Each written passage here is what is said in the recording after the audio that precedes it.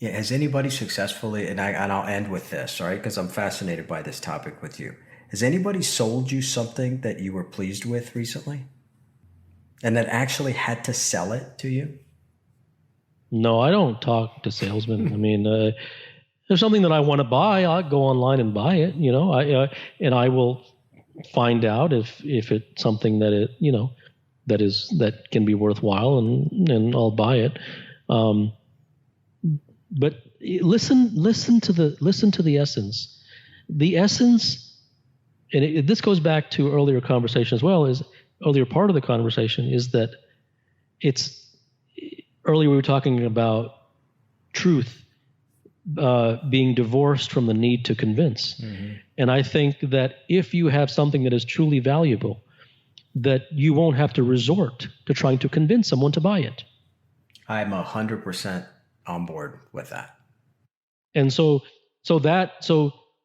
if you look at, so the ultimate selling, then the irony, of course, is that in pursuing things in a pure way, you actually end up making far more money than any other way. That's the ultimate irony. And I see that, absolutely. But that probably goes back to the other real key point that you made, which is this whole idea of permission, right? Permission to approach it from that perspective. I don't think that people There's a are fear there, Kapil. People are not fear. people are not wired to look at things through the truth. People have these hard lines, and they break things into category, right? This is spirituality, and this is business, and this is sports, and they have all these images of different categories, and but so when you use a word like truth, it's considered like this spiritual word or something. Well, in essence, it's the truth. It's as neutral as it is. There's no spirituality. In fact, spirituality is untruth. But yours is a deeper truth. The truth to a lot of people in business means don't lie. Yes, you're exactly right. Yeah. And I would say that the truth about selling, for instance, if you say it directly, is you can sell this thing one way and make $100,000. Now, you could sell it a different way and make $1 billion. Okay? Now, each one of those has a truth. There is a truth. There is a way. And if that truth is satisfied, that will automatically happen for you. That's the truth. So then a person who's serious, once again, very rare, a person who's serious says, okay, well, I don't, that's fine if you call it the truth. I want to learn. I want to know. I'm willing to abandon all the crap I've been taught. I'm willing. I'm ready.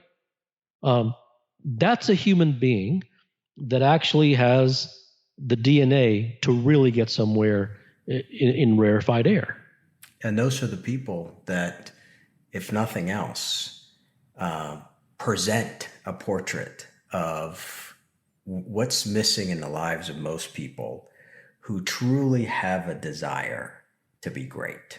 Right? I mean, call it what you will, but there is a certain category of people that I think you and I connect to that have this tremendous desire to be great. And maybe because of our zest, we're trying to figure out a way to accelerate our path there.